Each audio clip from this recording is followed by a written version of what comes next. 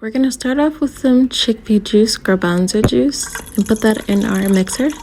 If you don't have cream of tartar, don't worry. The active ingredients in baking powder are similar, if not almost the same as cream of tartar. 1 teaspoon of our baking powder to our aquafaba mixture, and we're gonna whisk this with our whisk attachment on high. You don't want this to become a stiff peak, but you do want it to get nice and fluffy, like a soft meringue. So as you can see, it is a very soft peak. Not even a peak yet, but this is literally how vegans make meringue.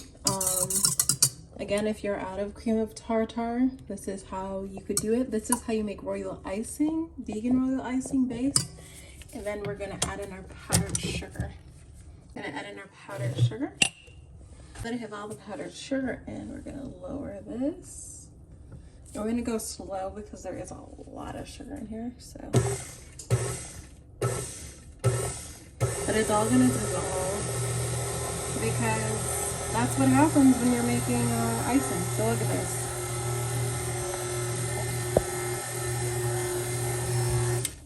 Look at how fast it all dissolved. So you're gonna add, I'm gonna add more because that means I didn't put enough. Like, look. Crazy. Now at this point you can add in your vanilla extract or whatever else you'd like.